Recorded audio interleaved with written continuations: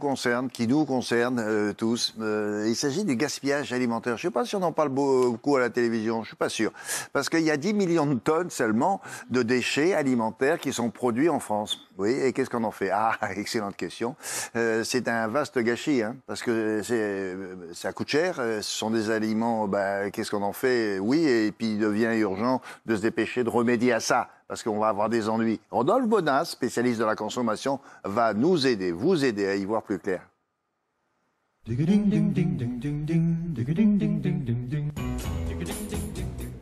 Alors si c'est le frigo qu'on a vu tout à l'heure, c'est pas étonnant qu'il y ait des déchets alimentaires. Hein. Ça, c'est vrai que ça plaît. 10 millions de tonnes de déchets alimentaires en France? Exactement, 10 millions de tonnes par an. Alors ce qu'il faut comprendre, c'est que dans ces 10 millions de tonnes, William, vous en avez une partie qui ne sont pas des déchets alimentaires comestibles, hein, bien sûr, les os, les pelures, tous les éléments qui ne sont pas comestibles. Oui, mais ça, on doit les jeter. Ceux-là, vous allez les jeter, etc. Bon.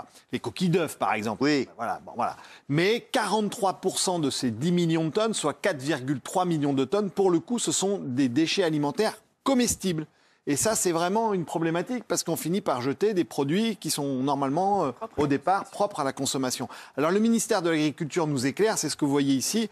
Il faut d'abord comprendre que 22% du gaspillage alimentaire commence au début, c'est-à-dire chez les agriculteurs. C'est quand on produit finalement les aliments, finalement, on en jette une partie. Ensuite, 17%, ça vient de la transformation. Les usines fabriquent les produits, parfois, ils gâchent aussi des produits qu'ils ont fabriqués. Vous avez ensuite 13% qui vient directement de la restauration alimentaire, 8% à la distribution, les magasins, c'est-à-dire lorsqu'on manipule les produits alimentaires. C'est pas les principaux responsables, non, finalement. Pas forcément, ouais, exactement. On va venir et je vais vous expliquer pourquoi. Et enfin, 40%, c'est nous. C'est nous les consommateurs, c'est nous qui jetons des produits, c'est-à-dire on achète trop. On achète trop et on mange pas tout. Exactement, on mange pas tout et on jette et c'est carrément assez significatif. Et pourquoi c'est préoccupant? Pour 3 raisons que je vais vous expliquer. La première, parce qu'il faut savoir qu'il y a un coût énorme à jeter ces produits. Parce que quand vous jetez des produits impropres que vous avez là, en fait, la réalité, on l'a quand même cultivé, donc on a consommé de l'eau, on l'a quand même transporté, donc on a consommé de l'essence, on l'a quand même manipulé. Donc ça, c'est vraiment complètement idiot parce que vous avez un impact environnemental et sociétal qui n'est pas bon. Le deuxième point, bien sûr, il y a un coût. C'est-à-dire jeter un produit qu'on achète, ça coûte, figurez-vous, à la société 16 milliards d'euros qu'on met à la poubelle. C'est l'équivalent du déficit de la sécurité sociale dont on parle tant en ce moment. Et enfin, le dernier point qui est finalement le plus grave, c'est imaginer qu'on jette des produits alimentaires qui sont bons à la consommation alors que 5,5 millions de Français ont des problèmes pour s'alimenter correctement tous les jours. Là, c'est pas possible. Comment on pourrait répartir ça un peu mieux? Exactement. Bon, voilà. Cela dit, il est interdit de détruire des invendus alimentaires, non? Alors oui, vous avez raison. En effet, depuis 2013 et plus particulièrement en 2008, il y a un certain nombre de lois qui ont contraint le fait d'éviter qu'on puisse jeter des produits. Typiquement dans la grande distribution, souvenez-vous, on avait ces images-là où parfois... on nous accuse, nous les consommateurs, mais je vais te dire... C'est à peine 8%. Ils ont énormément progressé, typiquement parce que ces lois maintenant ne leur permettent plus de jeter des produits ou surtout de les rendre impropres. Je ne sais pas si vous vous souvenez, il y avait ces images où finalement on mettait de la javel sur des produits qui étaient des drames. Voilà, exactement. Qu'on jetait des produits alimentaires et des gens qui en avaient besoin venaient fouiller dans les poubelles. Exactement, William. Donc ils ont été punis. Exactement. Vous n'avez pas le droit de faire ça. Ça, c'est totalement terminé. C'est fini. On n'entendra plus parler. Résultat des courses, avec l'apparition de ces lois, on s'est rendu compte que finalement, il fallait tout faire pour que ces produits qui allaient soit bientôt disparaître, finalement, puissent trouver des acheteurs. C'est la raison pour laquelle on a créé quoi? Des magasins anti-gaspi. Ça, c'est nouveau, c'est malin. Eh bien, c'est exactement ce qu'on va vous présenter dans ce sujet, William. Vous vous rendez compte, on va visiter des magasins anti-gaspi. J'ai l'impression qu'on est à la télé, là. Mais oui, mais on est à la télé. Mais c'est dingue. Ça. On y va, on se retrouve tout de suite après.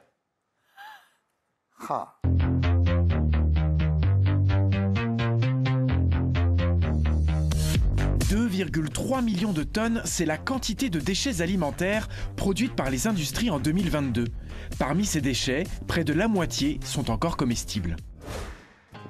Ils s'appellent Malin, Éco-Budget et Nous Anti-Gaspi. Ce sont des épiceries alimentaires qui commercialisent les invendus qui dorment dans les usines. Là, c'est notre stock, donc vous voyez, c'est un tout petit stock. On travaille beaucoup en flux tendu. C'est en fonction des opportunités d'achat. Donc, comme un certain nombre de produits sont sur des dates un peu courtes, en fait, la logistique est très très rapide et l'offre doit tourner sans arrêt. Ici, les marques nationales côtoient les marques de distributeurs, toutes enseignes confondues, pour un prix de vente en moyenne 30% moins cher que dans les grandes surfaces traditionnelles. Et la particularité, c'est que les produits qui sont ici auraient dû être jetés. Et il y a deux grandes raisons à ça. Le problème, c'est les problèmes d'aspect, de calibre. Et la deuxième raison, c'est que la plupart des produits sont produits en surquantité, en surproduction par rapport aux besoins du marché, pour éviter la rupture dans les supermarchés traditionnels. Et donc nous, avant qu'ils soient jetés, on les rachète un peu moins cher pour les vendre ensuite un peu moins cher dans nos magasins. Avec 28 magasins ouverts en 6 ans, l'enseigne s'impose petit à petit dans les habitudes des consommateurs. Pour 3 repas, on a eu que pour 14 €, donc c'est vraiment avantageux. En fait, c'est un magasin dans lequel c'est difficile de prévoir, parce qu'on ne sait pas forcément quels sont les arrivages, mais en tout cas, je trouve toujours quelque chose qui m'intéresse. Je trouve ça très intéressant qu'enfin on arrête de jeter parce que ça va être abîmé dans 3 jours alors qu'on le mange tout de suite, ou que le pot est un peu écorné. Dès l'instant où le produit n'est pas entamé, il n'y a pas de problème. Point fort du modèle économique, des prix bas qui suffisent à attirer les consommateurs plus encore que l'engagement environnemental. C'est ça qui intéresse le consommateur quand il rentre dans ces magasins, c'est d'avoir un prix qui est plus intéressant. Et quelque part, ça va le déculpabiliser sur le plan environnemental parce qu'il se dit « je fais un geste qui est utile à la société parce que je participe à une démarche de réduction des déchets, de baisse des émissions de CO2 ». Prochaine étape, pousser la démarche jusque chez le consommateur. Chaque Français jette en moyenne 25 kg de nourriture par an.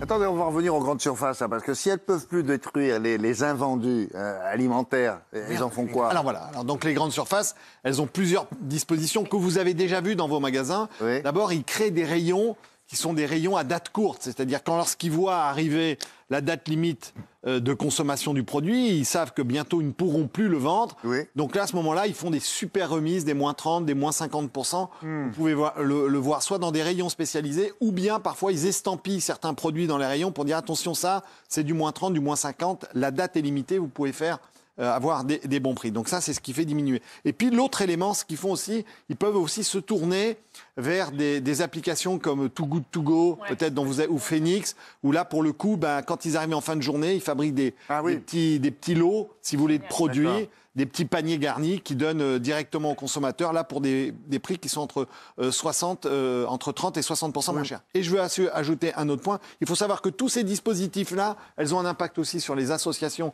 alimentaires. Pourquoi? Parce que du coup, elles ont moins de dons de produits, parce qu'on est de plus en plus efficace sur le fait qu'on en jette de moins en moins. Voilà. Bon, mais attends, il n'y a pas que ça, parce qu'on se pose des questions, nous tous, vous, qui nous regardez, Anthony. Oui, parce que la date de consommation, c'est bien sympa, mais moi, des fois, j'ai dépassé la date, mais je garde mes yaourts, par exemple, 3 semaines plus tard, parce qu'il paraît que c'est pas mauvais. Alors, d'abord, il faut savoir qu'il y a 2 dates sur vos emballages. Souvent, il y a la date limite de consommation et ensuite ce que l'on appelle la date limite d'utilisation optimale. La date limite, voilà, exactement. La date limite de consommation, attention, ne la dépassez pas, cette date limite de consommation, parce que souvent ça signifie que le produit, au-delà de cette date, est impropre à la consommation, alors que la date limite d'utilisation optimale, celle-ci, c'est pour vous dire, attention, si vous dépassez cette date, alors il y a des qualités gustatives qui risquent de disparaître, mais vous n'avez pas de risque de la santé. Néanmoins, il y a certaines associations qui s'insurgent énormément aussi sur certaines DLC, parce qu'il faut savoir qu'il y a des produits à date limite de consommation qui, chez nous, vont être de l'ordre de 20 jours, et qui, lorsqu'on les envoie, les mêmes produits aux Antilles, là ça y est, je m'embrouille, les Antilles, lorsqu'on les envoie aux Antilles, on arrive à 100, on arrivait à 140 jours. 140 jours, 140 jours, voilà, exactement. Alors, moi j'aime bien. Les Antilles, je ne sais pas ce que c'est bien. Voilà, c'est bien. Alors, William. C'est joli? Oui, allez. Petit point, je voulais juste, pour ceux qui étaient là la semaine dernière, vous savez, j'ai parlé j'ai parlé exactement d'un petit village qui s'appelle Saint-Carrec, et figurez-vous qu'ils m'ont envoyé des petits cadeaux et qui m'ont demandé de vous les distribuer. C'est quoi? C'est des pins avec la Bretagne. On fera la même chose. Quand est-ce qu'on fait un week-end chez eux? Exactement, on va voir. Voilà, la Bretagne, c'est pour toi.